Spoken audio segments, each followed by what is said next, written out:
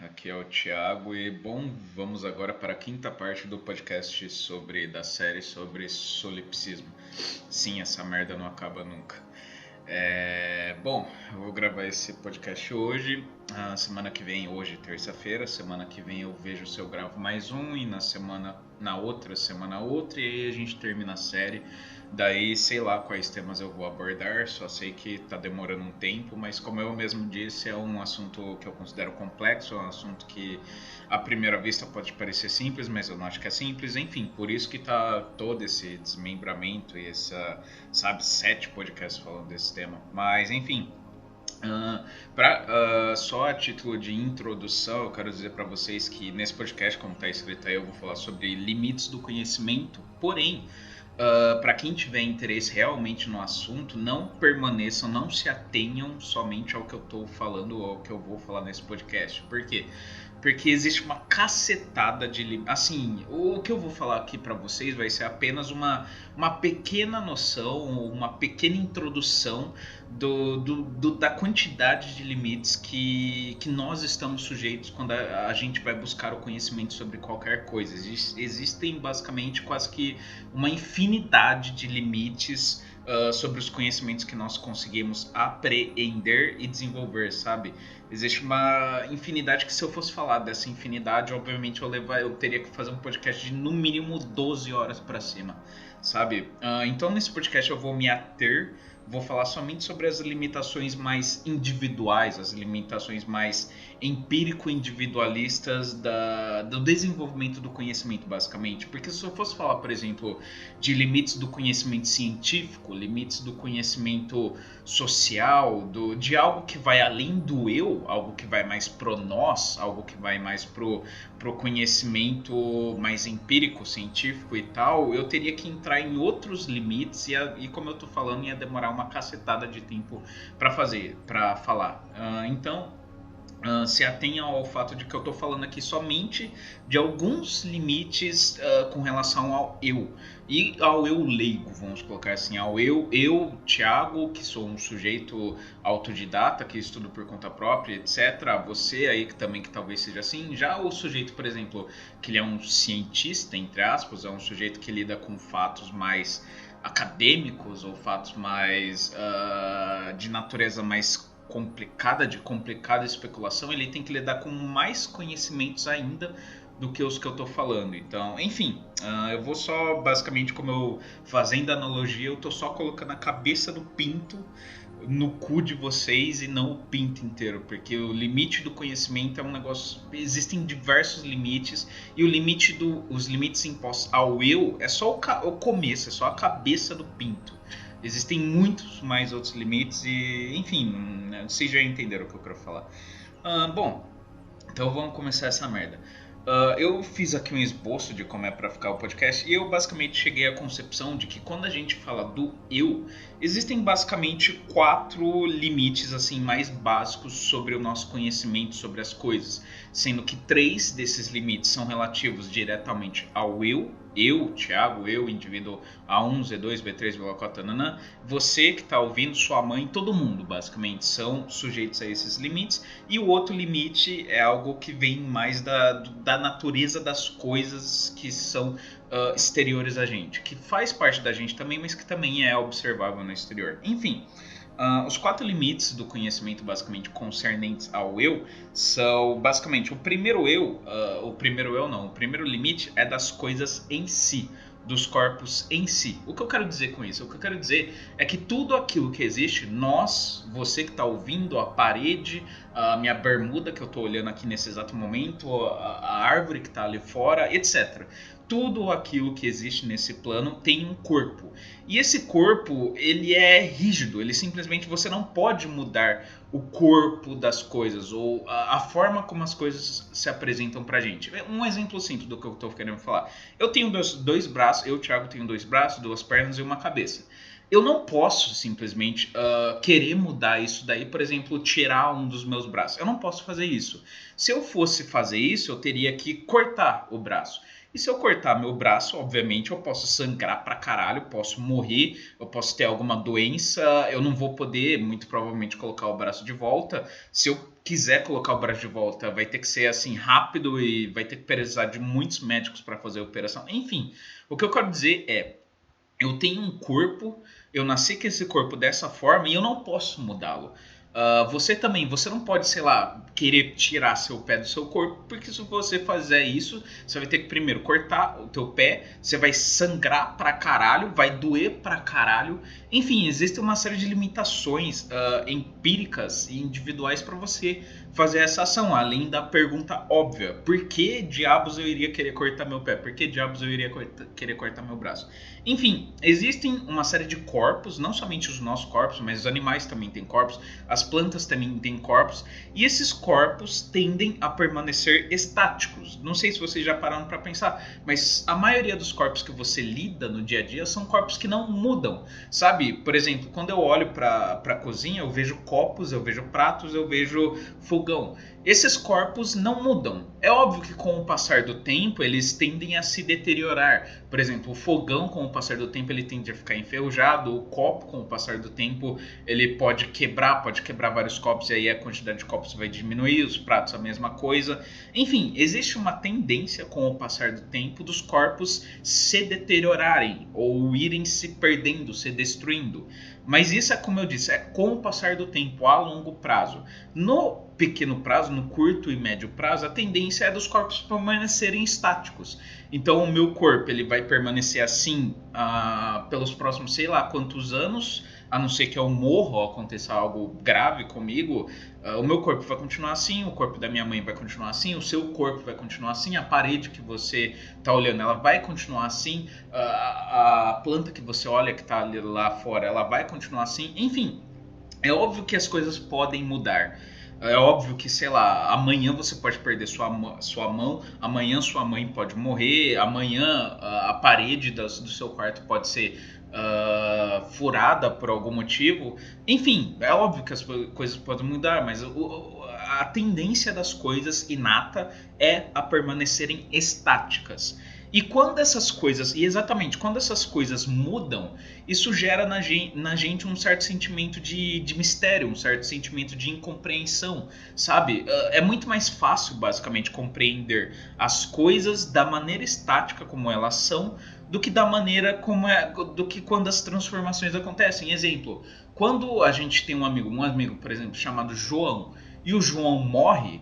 Vamos supor que o João tem 28 anos. A gente lida com o João todo dia e de repente, sei lá, no trabalho, escola, qualquer merda do tipo, e aí de repente a gente recebe a notícia de que o João morreu, basicamente. Isso gera na gente, óbvio que vai gerar uma série de sentimentos, emoções. Se ele era seu amigo, você vai se sentir triste, mas enfim, tirando a parte emocional, sentimental da coisa, quando a gente lida com as coisas, essas coisas mudam para um outro estado ou uma outra natureza, isso gera na gente um certo sentimento de mistério, de não entender como as coisas funcionam. Por exemplo, quando a gente recebe a notícia que João morreu, isso vai gerar na hora na gente, especialmente se o João for um sujeito novo, como eu disse, 28 anos, isso vai gerar na gente um certo sentimento de por quê? Por que isso aconteceu? Como isso aconteceu?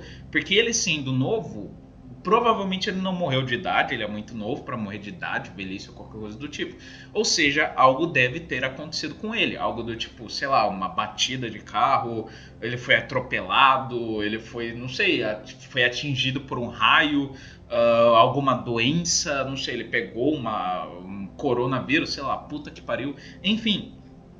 Quando as coisas tendem a permanecer estáticas e elas têm um corpo, isso por si só já é um limite. Um limite não exatamente do conhecimento, mas um limite da coisa em si. E quando a coisa em si muda, mesmo que seja só uma mudança na aparência, isso gera na gente um certo sentimento de mistério, de não entendimento. Muitas vezes a gente simplesmente não entende por que as coisas mudam. Quando a gente, por exemplo, está com uma namorada e a namorada pinta o cabelo dela da cor azul. a gente não entende basicamente o porquê que ela faz isso. Ela pode muito bem falar, porque eu gosto da cor azul, porque eu quero isso, sabe? Dar uma justificativa meio simplista, mas o fato é que a gente vai buscar tentar compreender o porquê disso. Quer dizer, não necessariamente, mas às vezes a gente pode simplesmente tentar compreender o porquê da mudança das coisas e a gente simplesmente não conseguir entender um porquê. Porque simplesmente os fatos em si, as coisas em si são exteriores a nós. A gente pode compreender mais ou menos plenamente as coisas que acontecem dentro da gente, as decisões que a gente toma, mas a gente não pode entender completamente as decisões que os outros corpos tomam ou o porquê que os outros corpos mudam. Enfim, existe basicamente uma tendência dos corpos a serem estáticos e quando essa tendência ela é modificada, seja por qualquer motivo que for, isso gera na gente um sentimento de mistério, não entendimento, um sentimento de incompreensão, basicamente. Então, pela própria natureza das coisas, isso cria uma certa limitação. A natureza de permanecer estático e de repente esse estático mudar, isso cria na gente uma certa limitação de entendimento, ou pelo menos não exatamente uma limitação de entendimento, mas um não entendimento puramente simples. Então, o primeiro dos limites de conhecimento é mais um limite da coisa em si, e não do conhecimento, mas que de alguma forma se relaciona com um limite de conhecimento, vamos colocar assim. Então, o primeiro dos limites que eu costumo colocar, o que eu coloquei agora basicamente, é o limite da coisa em si, dos objetos que nós conseguimos perceber. O segundo limite com relação ao conhecimento são os limites da nossa capacidade cognitiva sobre a coisa. Isso daqui eu já falei bastante no podcast que eu falei sobre as capacidades cognitivas. O último podcast também, o quarto podcast da série, eu falei bastante sobre os nossos limites de capacidade cognitiva sobre a coisa. Exemplo bem simples, só para quem não acompanhou. Um exemplo, se você é uma pessoa cega, por exemplo, você não pode perceber os objetos da mesma forma que eu, Thiago, percebo os objetos. Eu, Thiago, quando eu olho para minha parede, eu enxergo minha parede azul, porque a minha parede é azul, porque é assim que ela se apresenta à minha capacidade de cognição, o que os olhos basicamente conseguem enxergar. Já um sujeito cego, obviamente ele não vai conseguir enxergar a parede azul, porque ele é cego. Então não tem, mesmo que ele queira enxergar a parede, ele não tem como enxergar a parede, porque essa limitação está imposta ao eu, e é algo inato. Se ele já nasceu cego, por exemplo, ele não pode mudar isso. A não ser que com o avanço da tecnologia, isso eu vou falar no próximo podcast, a não ser que com o avanço da tecnologia, por algum motivo assim, entre aspas, extraordinário, isso mude para ele. Mas assim, seguindo a natureza das coisas, se um sujeito nasce cego, ele não consegue enxergar porra nenhuma. Então existe uma limitação cognitiva nele que é simplesmente imutável. Então, isso, como eu disse também, já estou falando aqui há vários podcasts, isso é bem relativo, isso é bem variável de indivíduo para indivíduo. Eu consigo enxergar a parede porque eu tenho visão, nasci com a visão normal. O sujeito que é cego não consegue, o sujeito que, sei lá, ele até consegue enxergar, mas ele tem uma capacidade de 50% da visão normal. Ele também vai conseguir enxergar a parede, mas ele não vai conseguir enxergar a parede com tantos detalhes assim comparado a mim, por exemplo. Enfim, isso é relativo, cada um tem um limite nas suas. Cada um tem uma limitação cognitiva, e como eu já falei nos podcasts anteriores, existem certas limitações que são universais. Nós, seres humanos, não conseguimos enxergar depois de certa distância, nós, seres humanos, também não conseguimos ouvir certos sons, porque nossos ouvidos não estão adaptados a certas frequências vibratórias. Nós também não conseguimos, através do paladar, sentir certas coisas, porque nós temos também uma limitação palativa. Enfim, existe uma série de limitações que eu já falei nos podcasts anteriores, que vão desde limitações universais, limitações biológicas, até limitações mais individuais, limitações do eu e tal.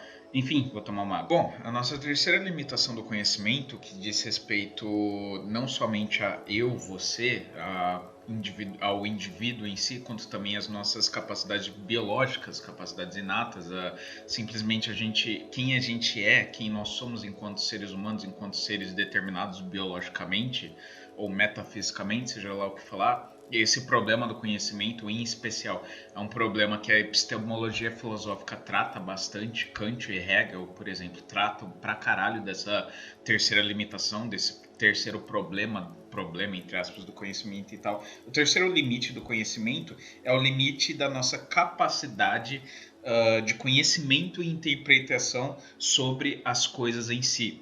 Nós temos não somente limitações nas nossas capacidades cognitivas de perceber as coisas em si, mas também nós temos problemas e limites na nossa capacidade de interpretação das coisas em si. A gente tem problema tanto nessa questão, tanto em termos e questões mais simples, quanto até em termos e questões mais de caráter mais especulativo, esse caráter mais metafísico, por assim dizer. Eu vou dar 2 exemplos assim para ilustrar melhor como se dá esses problemas de interpretação das coisas em si. Um exemplo bem simples é o exemplo de quando a gente, por exemplo, a gente se depara com um texto numa língua estrangeira da qual a gente não possui conhecimento. A gente não possui conhecimento de como interpretar aquela série de signos, palavras, etc., que estão ali descritos. Um exemplo, quando a gente se depara com um texto em italiano.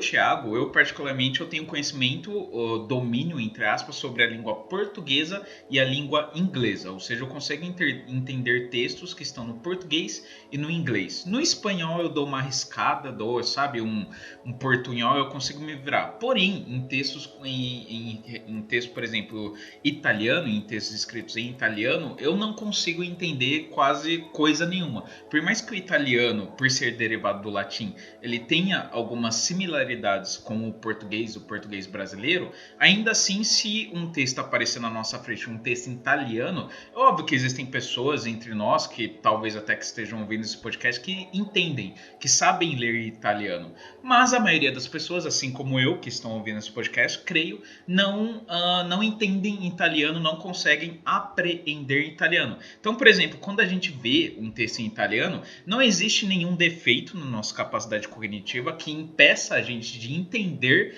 que aquilo ali é um texto em italiano, ou seja, quando a gente vê um texto escrito em italiano, a gente consegue entender que aquilo ali é um texto e a gente consegue entender também que aquilo ali está em italiano, mas a gente não consegue entender o texto em si. Por quê? Porque simplesmente ele está escrito numa linguagem, ele está feito numa linguagem que a gente não consegue, a gente simplesmente não recebeu educação, a gente não tem interesse o suficiente para correr atrás desse tipo de conhecimento, simplesmente a gente não está adaptado a esse tipo de conhecimento, a esse tipo de linguagem, por assim dizer.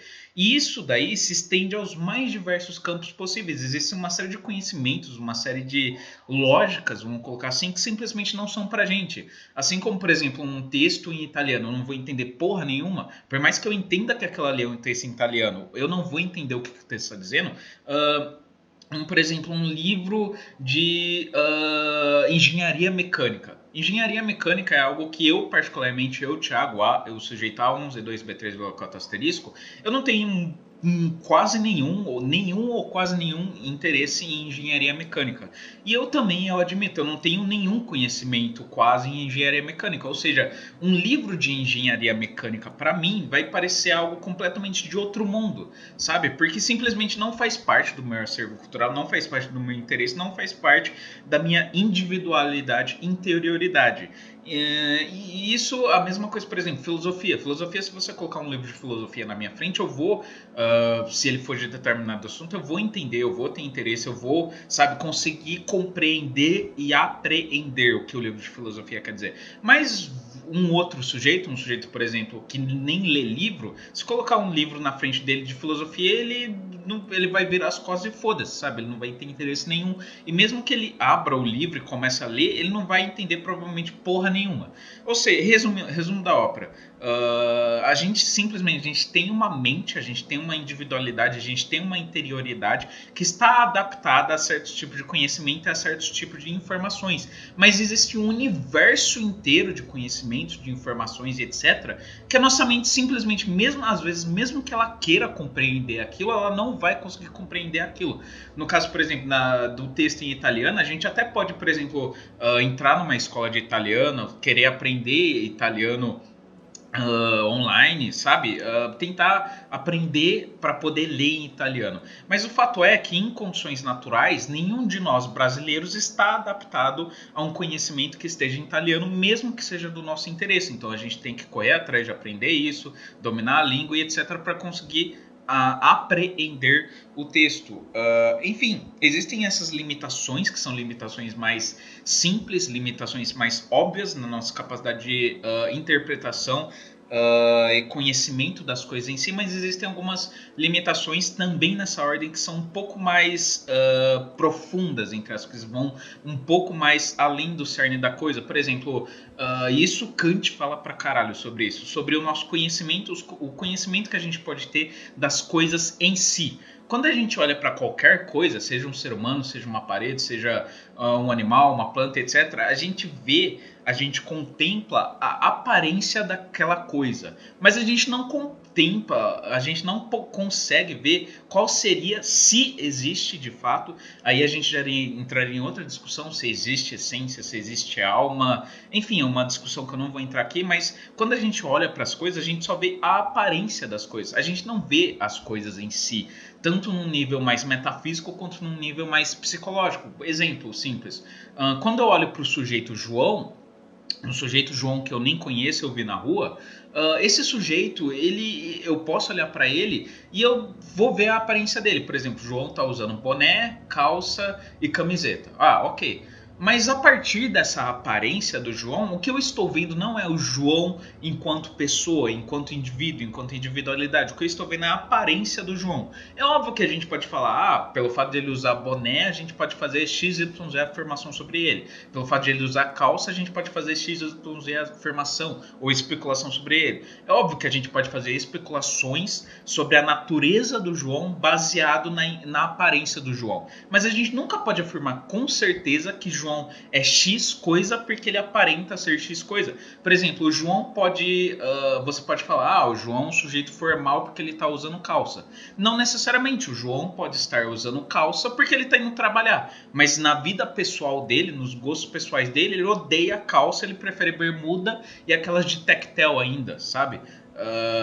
Enfim, aquelas bermudas simples. Enfim, o que eu quero dizer é, a gente percebe somente a aparência das coisas. Quando eu olho para qualquer ser humano, eu percebo a aparência dele. Agora, para eu conhecer ele de fato, até em termos mais individuais psicológicos, eu tenho que conversar com ele. Eu tenho que perguntar coisas para ele, eu tenho que ter um relacionamento com ele, eu tenho que ter tempo, que com o tempo eu também conheço as pessoas melhores. Enfim, o que eu quero dizer é que a gente só percebe a aparência das coisas, a gente não percebe as coisas em si, e a gente não percebe, e aí entra num grau ainda mais fodido, vamos colocar assim, de discussão, que aí já entraria o idealismo alemão, com a pergunta de se existe alma, se existe essência, mas aí eu não vou entrar nessa questão. Mas o fato é, a gente só percebe a aparência das coisas e a essência das coisas, ou até a alma das coisas, se essas coisas teriam atributos mais metafísicos, ou se essas coisas são somente personalidade, biologia e ponto, acabou, a gente não percebe. É óbvio que a gente especula.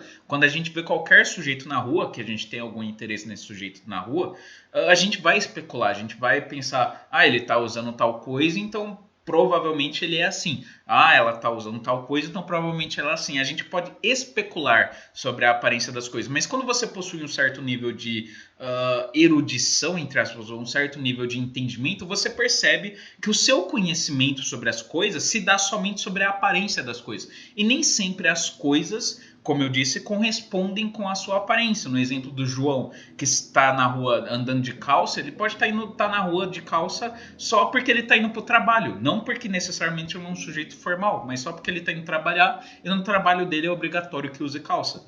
Enfim... então, nossa terceira limitação é da nossa capacidade de conhecimento e interpretação das coisas. A gente só possui conhecimento em 99%, 99,9% do tempo, 99,9% das pessoas e etc. De tudo, basicamente, a gente só possui conhecimento da aparência dessas coisas. A gente só pode especular sobre a aparência. A gente dificilmente pode especular sobre a essência da coisa em si. Por quê? Porque, como eu disse, você conhecer a coisa em si delimita... você precisa de tempo, você precisa de interesse, você precisa de de conhecimento sobre essa coisa, ainda mais se essa coisa for algo não humano. Por exemplo, quando você quer conhecer uma planta, você tem que pesquisar na internet sobre a planta, você tem que pesquisar, ler livros de biologia que tratam mais especificamente sobre aquela planta. Enfim, para a gente conhecer as coisas mais a fundo, além da aparência, a gente precisa de tempo, interesse, a gente precisa também muitas vezes de acesso à internet, acesso ao conhecimento, que nem todo mundo tem. Enfim, a gente só conhece na maior parte do tempo a aparência das coisas e não as coisas em si. E isso por si só também é uma limitação do nosso conhecimento, porque pelo menos eu, Thiago, eu acredito que eu posso afirmar categoricamente que nós conhecemos pouquíssimas coisas. A maioria das coisas que a gente só conhece por aparência e não por essência de fato. Então existe basicamente também uma limitação da nossa capacidade de conhecimento e interpretação da coisa em si. A gente muitas vezes existem conhecimentos que simplesmente a gente não consegue entender, e conhecimentos às vezes que estão além da especulação pura e simples, que são conhecimentos que a gente já parte para o campo metafísico da coisa. Enfim, que aí, como eu disse, metade da epistemologia, principalmente da epistemologia do idealismo alemão, da epistemologia mais que surgiu lá em 1600, 1700, Kant, Hegel, por aí vai, que esse tipo de epistemologia especula. Enfim, esse é outro limite do conhecimento. E o quarto e último, mas não último limite do conhecimento que eu quero aqui trazer para vocês, que é semelhante ao terceiro limite do conhecimento, mas não é a mesma coisa, e daqui a pouco eu vou falar por que não seria a mesma coisa, como que ele se diferencia do terceiro limite. O quarto limite seria o nosso limite, seria basicamente o limite da nossa capacidade de armazenamento de informações. Porque como eu disse no podcast anterior, que eu fiz uma analogia, que o nosso cérebro é como se fosse um computador que tem um HD, e o HD é limitado. O HD, para quem entende de computador, assim, o básico de computador, todo mundo sabe que o computador, o celular, tudo aquilo que é eletrônico, ele possui um HD, e que é onde ele guarda as informações que estão salvas no computador, e esse HD é limitado. Um computador, por exemplo, ele pode ter 1 terabyte de espaço, ele pode ter 500 GB de espaço, ele pode ter 5 terabytes de espaço, 10, sei lá quantos terabytes de espaço que é possível. Enfim, o fato é óbvio que existem computadores que aguentam mais informação, que tem um HD que aguenta mais informação, e tem HDs que aguentam menos informação, mas o fato é, todo computador, e quando eu digo computador é mente, façam aqui a analogia com mente, todo computador possui uma limitação de informação que ele consegue carregar. Não existe, pelo menos no momento, e é assim, para a escala humana isso é certeza, não existe nenhum computador que consegue basicamente ter informação infinita, que consegue absorver informação infinita. Não existe ser humano nenhum que consiga absorver informação e conhecimento infinito. O nosso cérebro é limitado, e como eu já falei no podcast anterior, caso a gente, por exemplo, quisesse absorver 10 vezes mais conhecimento, que a gente quisesse ter um cérebro que conseguisse absorver 10 vezes mais conhecimento e ter 10 vezes mais informações alocadas nesse cérebro, a gente teria que basicamente ter um cérebro 10 vezes maior. E para ter um cérebro 10 vezes maior do que a gente tem, a gente teria que basicamente ter um corpo também 10 vezes maior, porque simplesmente não faz sentido algum o nosso cérebro crescer 10 vezes em tamanho e a nossa estrutura corporal continuar a mesma. Simplesmente a nossa cabeça vai fazer muita pressão sobre o corpo, a gente não vai conseguir nem ficar em pé, porque a nossa cabeça vai ser gigante, e enfim, acho que vocês já conseguiram imaginar a situação. Mas para basicamente mudar a nossa capacidade cerebral, aumentar a capacidade cerebral, a gente teria que fazer uma puta mudança em toda a nossa biologia. Enfim, resumo da ópera, o que eu quero dizer. Existe também uma limitação na capacidade de informações, na capacidade de conhecimento que nós conseguimos reter. Com o passar do tempo, a tendência é a gente ir perdendo algumas informações, a gente simplesmente ir esquecendo de algumas coisas. Isso é simplesmente algo natural do indivíduo. Por quê? Porque tem certos tipos de informações, conhecimentos, que com o passar do tempo a gente começa a utilizar mais, e certos tipos que a gente, com o passar do tempo, a gente começa a utilizar menos. E aí o cérebro, para liberar espaço, é como se fosse um computador mesmo. Para liberar espaço, ele simplesmente vai deletando algumas informações, vai deletando alguns conhecimentos, e aí, com o passar do tempo, a gente conseguir absorver mais informação. Mas o fato é, muitas vezes para a gente ganhar conhecimento, a gente precisa perder conhecimento. A gente ganha conhecimento sobre uma coisa e perde conhecimento sobre outra. Porque o nosso cérebro é limitado, ele consegue reter informações limitadas e aí não tem como, basicamente. Mesmo que você leia, por exemplo, 500 mil livros durante sua vida, óbvio que isso não vai acontecer, não existe ser humano nenhum com essa capacidade, a não ser que o ser humano fique enjaulado e só faça isso da vida dele. Mas enfim, mesmo que você leia 500 mil livros durante toda a sua vida, como não tem como você absorver tudo de informação que existe nesses 500 mil livros. Mesmo que seja, por exemplo, 500 mil livros só de literatura infantil, infanto-juvenil, algo simples, não tem como, porque é muita informação, é muito conhecimento, é simplesmente muitos bytes, vamos colocar assim, para alocar no teu cérebro, que, como eu disse, tem uma capacidade limitada de reter informação, de reter gigabytes, terabytes de conhecimento. Ou seja, a hora ou outra você vai começar a esquecer de algumas coisas, você vai esquecer do que aquele livro quer falar, do que aquele outro livro falou, enfim. Resumo da ópera, nós temos uma limitação também da nossa capacidade de armazenamento das informações. Chega a um certo ponto, a gente simplesmente não consegue mais apreender muitas coisas, por fatores que eu vou falar daqui a pouco. Enfim, resumo da ópera são basicamente quando a gente trata a nível individual das coisas que nós lidamos diretamente, que nós percebemos diretamente, existem esses quatro limites do conhecimento. Da coisa em si, da nossa capacidade cognitiva sobre a coisa em si, da nossa capacidade de conhecimento e interpretação sobre a coisa em si e da nossa capacidade de armazenamento de informações. A gente tem um cérebro limitado que consegue absorver informações limitadas e depois disso ele não consegue mais absorver. Ou simplesmente ele tem que deletar informações que estão dentro dele para poder absorver novas informações. Enfim... e além desses limites de conhecimento que se dão no indivíduo, também os limites do conhecimento também se dão por limites estabelecidos pela experiência, por coisas de caráter mais individual, a individualidade e interioridade. Além desses limites do conhecimento que são dados pelo conhecimento em si, existem também os limites mais de ordem mais individual, as características individuais e de experiência. Um exemplo bem simples de como as nossas experiências também influenciam na nossa capacidade de conhecimento é o exemplo que eu dei, se não me engano, no podcast anterior, falando sobre o indivíduo que leva uma picada de aranha quando ele é criança. Esse indivíduo que leva uma picada de aranha quando ele é criança, por mais que, como eu disse, e vou retomar de novo, esse indivíduo tem um interesse prévio em insetos, mas quando ele é criança ele leva uma picada de aranha e vai para o hospital e passa, sei lá, um mês no hospital, febre, enfim, ele se fode por causa da aranha. Por mais que esse indivíduo,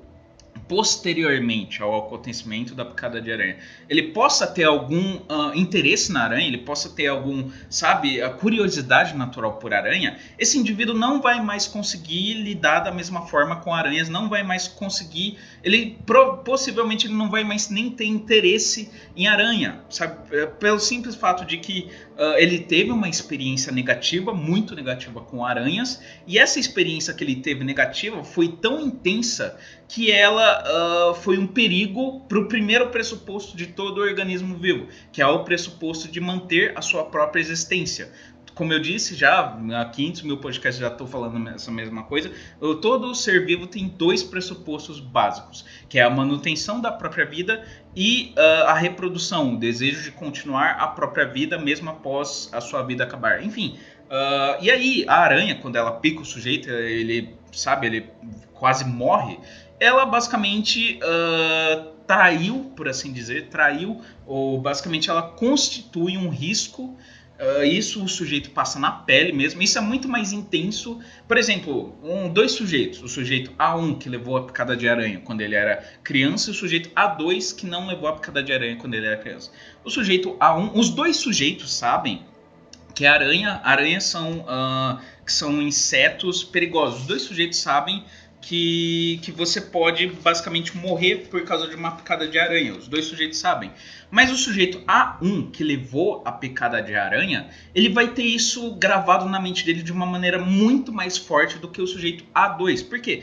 Porque o sujeito Porque por mais que o sujeito A1 e o A2 tenham o mesmo conhecimento de que a picada de aranha pode matar, ou pelo menos pode necrosar a pele, você pode se fuder, enfim, o sujeito A1 já passou pela experiência de ter sido picado pela aranha e de fato ter sua vida corrido risco por causa da picada de aranha. Enquanto que o sujeito A2 não passou por essa experiência. Ou seja, os dois têm o mesmo conhecimento, aranhas podem matar. Mas no sujeito A1, essa informação vai ser muito mais forte, vai ser muito mais inata, vamos colocar assim, muito mais difícil de ignorar essa informação, porque o sujeito A1 já passou pela experiência direta de correr risco de vida por causa da picada da aranha. Então, pelo indivíduo já ter passado por essa experiência, simplesmente, e também porque o cérebro humano cria uma série de sinapses e costumes que simplesmente que são usados para autopreservação, o sujeito A1,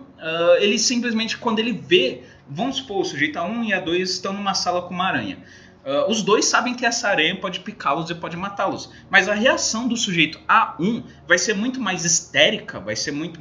Quer dizer, provavelmente, eu estou aqui especulando. Mas assim, provavelmente, nessa sala com o sujeito A1 e A2 e uma aranha, os dois têm gravado que não pode chegar perto de aranha. A reação do sujeito A1 quando vê a aranha vai ser uma reação provavelmente muito mais histérica, muito mais de pânico do que o sujeito A2. Ele vai ver a aranha e automaticamente o cérebro dele, por já ter passado pela experiência de ter sido picado pela aranha e pela experiência de ter sua vida em risco por causa da aranha, já vai automaticamente associar a aranha a perigo de vida. E aí esse perigo de vida vai gerar nele automaticamente, sem nem que ele perceba, uma reação de pânico, uma reação de medo, ansiedade, estresse extremo, enfim. Por quê? Porque a aranha já constituiu um risco para o pressuposto mais básico da vida do sujeito A1. Então o sujeito A1 vai ver a aranha e automaticamente querer correr, querer fugir, querer gritar, vai começar a gritar e pedir para sair da sala que tem aranha. Enfim, automaticamente, isso sem ele nem pensar, já vai gerar tudo isso porque o cérebro mandou que gere isso, porque o cérebro já passou por essa experiência, tem essa lembrança do que aconteceu com a aranha. Já o sujeito A2, quando ele vê essa aranha, por mais que ele saiba que a aranha é perigosa, que não se deve mexer com ela, muito possivelmente ele vai olhar para a aranha e vai no máximo se afastar dela, mas ele não vai querer sair correndo, não vai, sabe, esmurrar a sala para querer sair, enfim. Ele vai ver a aranha, mas provavelmente ele não vai entrar em pânico, ele não vai, sabe, travar, ou, sabe, ele vai desenvolver uma reação, mas vai ser uma reação menos extrema do que o sujeito A1, porque o sujeito A1, como eu disse, estou falando já, sei lá quantos minutos, ele desenvolveu a experiência de ter, a experiência direta de ter sido picado com a aranha. Ou seja, quando você passa por algo, resumo da ópera, quando você passa por algo que você tem de fato experiência com esse algo e não somente conhecimento sobre esse algo, isso basicamente gera na gente um pressuposto ou um conhecimento ou simplesmente um dogma ou fobia, ou seja lá como você quiser se chamar. Quando a gente tem experiência direta com algo, isso fixa na nossa mente algo de maneira muito mais forte do que se a gente tiver somente conhecimento sobre essa coisa. É óbvio que se a gente tiver conhecimento sobre algo, isso já vai ser suficiente para a gente tomar uma série de padrões, de comportamentos perante esse algo. Mas o que eu quero dizer é que quando a gente tem, além do conhecimento sobre o algo, a experiência direta também com esse algo, isso intensifica o nosso padrão de conhecimento, comportamentos, etc. com algo. E é por isso mesmo que o sujeito A2, ele sabe que não pode tocar na aranha, mas ele vai ficar no canto dele quieto, enquanto o sujeito A1 vai ver a aranha e vai querer esmurrar a parede, vai gritar, vai chorar, vai começar a tremer, enfim. Por quê? Porque quando a gente lida com os fatos e a gente tem, além do conhecimento, a experiência, é exponencializado aquilo que é a nossa reação, basicamente. O Spinoza, ele fala bastante sobre isso, sobre esse aspecto do conhecimento e da epistemologia noética. Então, para quem tiver interesse de se aprofundar nesse assunto e também sobre epistemologia, eu recomendo que leia A Ética do Spinoza, é um ótimo livro. Enfim, basicamente, os limites do nosso conhecimento, eles também são exponencializados ou são ainda mais limitados pelas nossas experiências individuais, pela nossa individualidade e pela nossa interioridade. Ou seja, além desses 4 limites de conhecimento que eu acabei de falar, existem também os limites que são de natureza mais individual. Nós nunca podemos fugir, pelo menos não completamente, daquilo que a gente já viveu. Se a gente tivesse sido picado, por exemplo, por uma aranha, a gente nunca mais vai conseguir olhar para a aranha da mesma forma. Se a gente for picado pela aranha, especialmente ainda na infância, que é quando os conhecimentos e as coisas se tornam mais inatos, a gente nunca mais vai conseguir lidar com a aranha, a gente nunca mais vai conseguir olhar a aranha da mesma forma. Enfim, esse exemplo aí que eu acabei de dar. Um indivíduo consegue lidar com a aranha de maneira mais natural, ele só se afasta, enquanto o outro indivíduo tem um ataque de pânico, chora, grita, enfim. Então, além desses fatores de limites de conhecimento, existe também o fator experiência, que muitas vezes limita o leque de conhecimentos, o leque de experiências, hábitos e etc. que a gente pode passar, porque o cérebro automaticamente associa algo que a gente pode fazer, ou a gente vê e tal, com uma experiência positiva ou negativa. E aí isso gera uma hiperreação que às vezes a gente, como eu disse, às vezes a gente nem percebe. Uma pessoa que tem fobia por qualquer coisa, ela nem percebe, sabe, que ela está sendo, sabe, exagerada. Porque na cabeça dela aquilo ali constitui um risco direto e aí o cérebro automaticamente já fala, sai, corre, grita, sabe? Enfim, super reação a um estímulo não tão super, vamos colocar assim. Enfim, e outra coisa também relacionado aos limites do conhecimento que também ajuda a calcá-los, vamos colocar assim, a estabelecê-los na nossa mente como um todo. Os nossos limites, hábitos, conhecimentos, etc., eles tendem a se estabelecer e mutabilizar cada vez mais com o passar do tempo. E isso diz respeito diretamente à nossa 4ª limitação do conhecimento. O que eu quero dizer com isso, com essa frase? Eu quero dizer que basicamente tudo aquilo que a gente possui de conhecimento, com o passar do tempo, ele vai ficando cada vez mais estabilizado e estático na nossa mente. E isso ajuda a explicar o porquê que geralmente as pessoas mais velhas, elas dificilmente mudam de opinião. Não sei se vocês já tiveram contato com pessoas mais velhas, eu imagino que sim, com seus avós, ou sei lá, contato direto. Enfim, todo mundo que lida com pessoas mais velhas sabe que elas são menos flexíveis para mudar de opinião, para mudar qualquer coisa, basicamente. Às vezes não é nem de opinião e não é nem de conhecimento, às vezes é para mudar de hábito. As pessoas mais velhas, elas são menos flexíveis à mudança do que as pessoas mais novas. Por quê? Porque o conhecimento, com o passar do tempo, ele tende a permanecer estático e mutabilizado na nossa cabeça. Porque, como eu disse no exemplo da aranha, tem muitos tipos de conhecimento que simplesmente eles dizem respeito e com o passar do tempo eles vão cada vez mais se solidificando, essa é a tendência, a não ser que você desenvolva Alzheimer ou alguma doença do tipo, alguma doença degenerativa do cérebro, mas enfim, a tendência do cérebro é cada vez mais ir solidificando os conhecimentos na nossa mente até chegar num ponto em que esses conhecimentos não são mais questionáveis, sabe? Você tá tão... esses conhecimentos durante tanto tempo, eles garantiram a sua sobrevivência, eles garantiram o seu ego, garantiram basicamente o seu ser e estar no mundo. E aí isso chega a tal ponto que lá para casa dos seus 60, 70, 80 anos, simplesmente não há mais como mudar esses comportamentos, não há mais como mudar esses conhecimentos, hábitos, etc.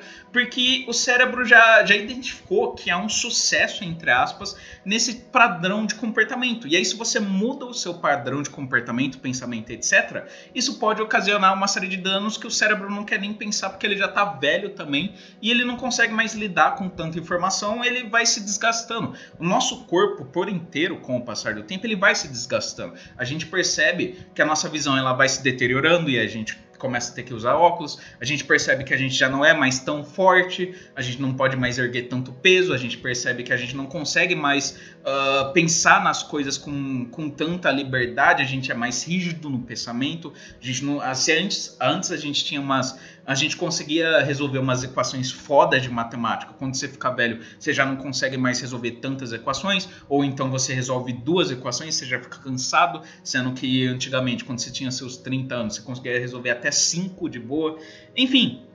a tendência do nosso cérebro e do nosso ser como um todo é de estabelecer e mutabilizar cada vez mais os nossos conhecimentos. Por isso que, como eu disse, a tendência quando você fica velho é não conseguir mais absorver tanta informação. Até porque, pela nosso limite número 4 da capacidade de armazenamento de informações, quando você tá velho, seu cérebro já tá cheio de informações. Você já viveu coisa pra caralho, você já teve várias experiências, você já teve vários tipos de conhecimento, você já teve vários traumas que você passou, você já teve várias experiências com frustração, com alegria, com tristeza, tédio e etc. Você tem tantas experiências, basicamente, com o passar do tempo, que essas experiências, simplesmente com o passar do tempo, quanto mais velho você fica, não tem mais como fugir dessas experiências. Porque o cérebro, tanto porque essas experiências se demonstraram positivas, ou esse padrão de comportamento se demonstrou positivo para você, quanto também com uma própria limitação do cérebro, que com o passar do tempo já não consegue mais raciocinar tão bem. Tudo aquilo que passa o tempo basicamente vai se enferrujando, ou vai se entristecendo, ou vai se deteriorando, ou simplesmente morre. Enfim, a tendência com o passar do tempo, nesse universo em que a gente vive, das coisas que são mutáveis, com o passar do tempo as coisas vão ficando envelhecendo e perdendo sua força. Essa é a tendência. Obviamente, existem exceções, existem indivíduos que quando estão mais velhos, eles parecem mais lúcidos do que nunca, mais inteligentes do que nunca. Obviamente, existem exceções, mas via de regra geral, quanto mais velho a gente fica, mais os conhecimentos simplesmente se tornam imutáveis na nossa mente, inadaptáveis. Isso por si só também constitui uma limitação do conhecimento, que é justamente a quarta, que é relativa à quarta limitação do nosso conhecimento, que é a limitação da nossa capacidade de armazenamento de informações. E é por isso mesmo que isso diferencia a quarta limitação da terceira limitação. Porque com o passar do tempo, as nossas dificuldades na capacidade de conhecimento e interpretação das coisas, elas não mudam, elas continuam sendo difíceis, igualmente difíceis com o passar do tempo para tudo. Então, quando a gente olha para uma pessoa, tanto se a gente for velho quanto novo, quando a gente olha para uma pessoa qualquer na rua, a gente tanto quanto velho quanto novo, você não vai saber a natureza daquela pessoa. Você não vai saber se aquela pessoa é legal, se ela é ruim, ou se ela é humilde, ou se ela é orgulhosa, ou se ela é uma boa pessoa, ou se ela é uma má pessoa. Enfim, tanto velho quanto novo, você não consegue saber só olhando para a coisa o que aquela coisa é de fato, em termos mais individuais, psicológicos, etc. Já, por exemplo, a nossa capacidade de raciocinar sobre aquela pessoa, com o passar do tempo ela muda. Então, quando a gente é novo, a gente possui uma capacidade X de raciocinar sobre aquela pessoa que a gente vê na rua. Já quando a gente é velho, porque a gente está mais limitado, tanto pelo nosso cérebro já cheio de informações, quanto também por limitações empíricas daquilo que a gente já viveu, limitações também de traumas que a gente teve, fobias, etc.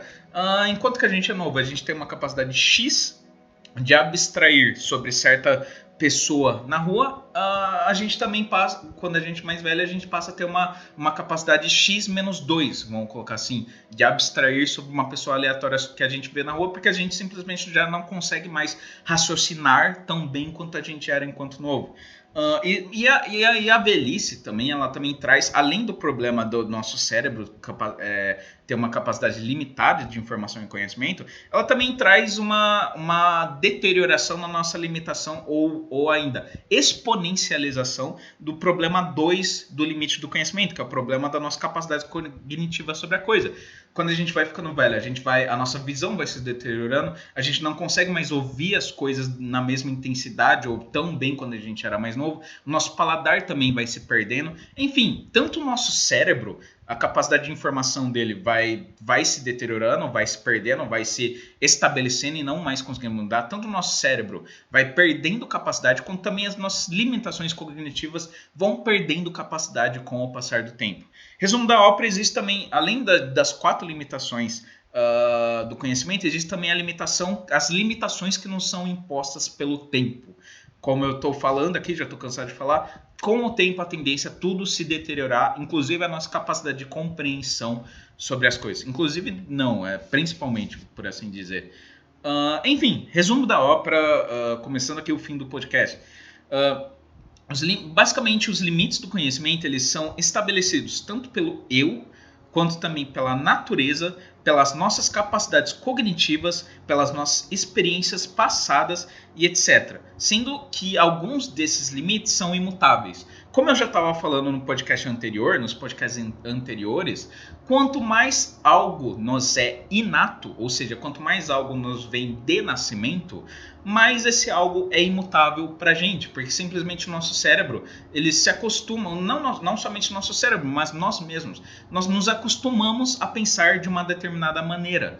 E essa maneira, com o passar do tempo, ela vai cada vez mais se solidificando e solidificando. E aí chega num ponto em que você virtualmente você não consegue mais mudar. Um exemplo bem simples, o tiozão do churrasco de 50 anos que passa o dia inteiro vendo vídeo de zap sobre Bolsonaro e vendo vídeo criticando o feminismo, vídeo criticando a esquerda e etc. Esse tipo de pessoa, por exemplo, que provavelmente ele já nasceu num lar conservador, ele já foi criado numa escola conservadora, ele já teve, óbvio que ele já teve contatos com o pessoal de esquerda, com pessoas mais progressistas, libertárias, etc. Mas assim, o contexto geral da vida do sujeito é ter sido criado e desenvolvido num lar conservador. Esse sujeito, que hoje em dia, como eu disse, ele assiste 50 vídeos por dia no Zap, falando sobre Bolsonaro, falando bem do Bolsonaro e falando sobre a ameaça comunista e etc., a tendência, com o passar do tempo, é que esse tipo de conhecimento que ele tem, que a direita, Bolsonaro é a salvação, e a esquerda quer dominar o Brasil e matar todo mundo, enfim, esse tipo de coisa, a tendência é isso daí cada vez mais se solidificar dentro dele. Tanto porque ele só consome esse tipo de conhecimento, tudo bem, conhecimento entre aspas, é bem questionável sobre, mas enfim, vamos chamar de conhecimento a título geral. Quanto mais esse sujeito com o passar do tempo, ele só consome esse tipo de conhecimento, e isso, tanto o conhecimento que ele tem, quanto também as vivências que ele teve, com o passar do tempo vão se solidificando cada vez mais até um ponto em que aquilo se torna indiscutível para ele, que aquilo se torna uma verdade absoluta para ele. É por isso mesmo também que é muito difícil de você discutir com qualquer pessoa que sabe que é de esquerda ou de direita e assim, que é desde sempre de esquerda ou de direita e nunca mudou. Ou sei lá, é cristão ou ateu e desde o berço vem essa criação cristã ou ateia. Por quê? Porque essa pessoa ela parte de uma série de pressupostos que são pressupostos não somente daquilo que ela aprendeu quando ela era criança, bebê ainda, adolescente e tal, mas até também pressupostos que ela por si só vivenciou. E como eu estava falando, quando você vivencia algo por experiência, aquilo ali se torna na tua mente muito mais vívido e intenso e, vamos colocar assim, com certeza, do que quando aquilo que você só vive por conhecimento. Quando você vive esse tiozão do churrasco, por exemplo. Um tiozão do churrasco e outro tiozão do... Caralho, puta que pariu. Vamos supor 2 tiozão do churrasco. Os dois apoiam Bolsonaro. Só que um já foi num protesto pró-Bolsonaro, já foi num bagulho lá que tá o Bolsonaro e cumprimentou o Bolsonaro de fato. E o outro, ele só é o tiozão do churrasco que só fica na TV, vendo notícias de zap, mas nunca foi pra rua, nunca fez porra nenhuma, nunca nem viu o Bolsonaro pessoalmente. Esse tiozão do churrasco, que já teve a experiência direta com o Bolsonaro, ele vai ser muito mais, vamos colocar assim, em tese de direita e pró-Bolsonaro e os caralho, do que o outro tiozão. Por quê? Porque o outro, enquanto um teve a experiência direta com o Bolsonaro, que concretizou provavelmente os pensamentos dele sobre Bolsonaro ser herói, sobre salvação do Brasil e etc., o outro, por mais que ele saiba também que Bolsonaro é herói, a salvação do Brasil e etc., ele não teve a experiência direta. Então, vai ser mais indiscutível para um que Bolsonaro é o mito e salvador do país do que para outro. É óbvio que para esses dois sujeitos, eu particularmente eu não discutiria com nenhum desses dois sujeitos, porque eu acho que é perda de tempo. Mas o fato é, para um é mais indiscutível um assunto do que para outro. Resumo da ópera.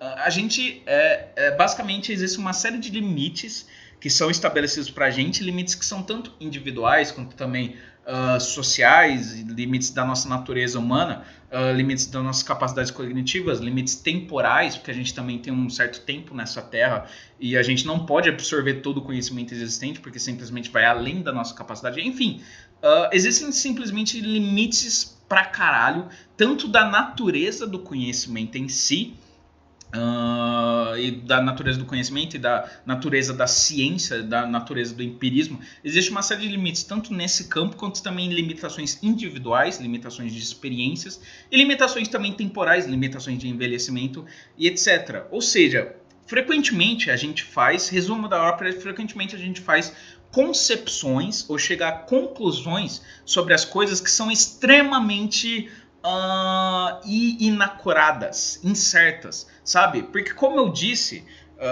até na proposição número 3 eu falei disso, que isso é um dos principais problemas da epistemologia filosófica, a gente só obtém percepção, a gente só sabe da aparência da maioria das coisas. A gente não sabe da essência das coisas. A gente não sabe nem se as coisas em si, com certeza, possuem uma essência ou não, uma alma ou não.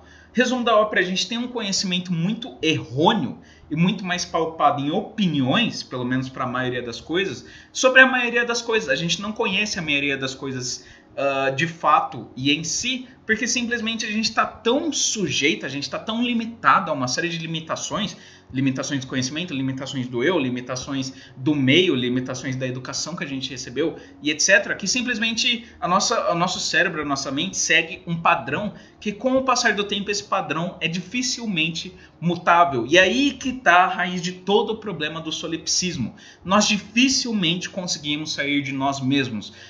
Nós dificilmente conseguimos sair daquilo que nós vivemos, daquilo que nós já passamos, daquilo que nós pensamos, daquilo que se prova como verdade pra gente, porque simplesmente aquilo ali tá tão engessado na nossa mente, e como eu tava dizendo, a tendência com o passar do tempo é aquilo ali ficar cada vez mais engessado, isso tá tão engessado, tão estabelecido na nossa mente, que a tendência é a gente muitas vezes até ignorar aquilo que vai contrário a gente. Por mais que, como eu falei no podcast anterior, que as duas opiniões estão paupadas, às vezes, em bons argumentos, ou então paupadas em coisas boas, questão do aborto, um tá paupado no isso vai salvar pessoas, e o outro tá paupado no isso vai fazer com que menos mulheres morressem. Os dois estão paupados em coisas boas em si. Mas a gente não vê isso porque simplesmente a nossa mente está viciada ou está condicionada a uma série de padrões, comportamentos e meios e pensamentos que basicamente você questionar qualquer um desses pensamentos, você questionar qualquer pezinho da tua linha de raciocínio é atacar a linha de raciocínio inteira. Então é por isso que quando você, um tiozão do churrasco direitista, se você falar qualquer coisa que tenha um teor mais de esquerda, ele vai se sentir, por vezes, até profundamente atacado. Porque atacar uma crença, mesmo que seja uma pequena parte da crença de qualquer pessoa, é muitas vezes interpretado pela pessoa, isso óbvio, a nível até inconsciente, mas a pessoa interpreta um pequeno ataque como um grande ataque, um ataque a uma pequena parte de um sistema interno de uma pessoa, a um ataque a todo o sistema. E é por isso que dá uma super reação, uma hiper reação da pessoa, sabe, xingar e como assim? Sabe, e o negócio virar um negócio de ad hominem, um xingando o outro, às vezes até só por causa de uma simples discordância, um simples, eu acho que aborto poderia facilitar isso, ou eu acho que a legalização da maconha poderia ser bom para isso, aí a pessoa já se sente pessoalmente atacada. Enfim, resumo para terminar essa merda. A gente cria nas nossas cabeças, eu, você, tua mãe, teu pai, todo mundo, e pior, com o passar do tempo se solidifica cada vez mais, a gente cria sistemas na nossa cabeça que justificam a nossa existência e a existência de tudo o mais que existe ao nosso redor. E com o passar do tempo isso daí se auto-justifica tanto a ponto de qualquer coisinha que vai contra, às vezes, que vai contra aquilo que a gente crê, ou não necessariamente vai contra, mas é um pouco diferente daquilo que a gente crê e criou no sistema, a gente interpreta como um ataque a um sistema inteiro. É por isso mesmo que não existem quase hoje em dia discussões saudáveis, não existem discussões, sabe, que gerem bons resultados, boas conclusões, porque simplesmente a gente interpreta frequentemente, inconscientemente até, um pequeno ataque como um grande ataque. O sistema, ele basicamente ele junta todas as partes que estão na nossa cabeça, às vezes até partes que são desconexas, mas junta tudo na nossa cabeça, forma uma grande concepção sobre tudo, e aí atacar uma pequena coisinha que está ali dentro dessas concepções é como atacar a coisinha toda. Enfim, a gente se torna, com o passar do tempo, seres cada vez mais dogmáticos e cada vez mais difíceis de saírem de si mesmos. Enfim, a gente cada vez mais, especialmente com o passar do tempo, especialmente com a modernidade, especialmente com o amor líquido, os tempos em que a gente vive, basicamente, os tempos, o meio, a cultura que a gente vive, etc. Eu poderia ficar aqui a manhã inteira falando sobre os fatores que influenciam nisso, mas a gente vive basicamente numa realidade que por si só e por inteira, ela influencia e maximiza ao máximo a nossa capacidade de sermos solipsistas, a nossa tendência a sermos solipsistas. E como eu disse já no podcast anterior, todos nós somos naturalmente solipsistas. Porém, a modernidade exponencializa essa nossa capacidade solipsista. É por isso mesmo que a gente simplesmente tá vendo aí a decadência das relações humanas, tá vendo aí a decadência social por inteira, a decadência aí dos relacionamentos e casamento aí dando tudo errado, e migtal, e os caralho, feminismo, enfim, toda essa merda que a gente tá vendo acontece também porque as nossas capacidades, porque os nossos atributos solipsistas estão no máximo, porque a modernidade faz com que o solipsismo atinja o seu máximo exponencial e potencial. Exponencial? Não sei se essa palavra se encaixa bem aqui no contexto. Enfim, é isso aí que eu queria falar para vocês. O próximo podcast vai ser falando um pouco sobre transhumanismo e tecnologia e sobre como a gente vai poder romper essa barreira do solipsismo, mas de uma maneira que, para mim, Thiago, é de uma maneira bem negativa, porque vai ser às custas do eu, às custas da individualidade de cada um, da interioridade, por vezes, até, de cada um. Enfim, espero que vocês tenham gostado desse podcast, ou sei lá, se não gostaram, problema de vocês. Até a próxima, beijos, abraços e falou.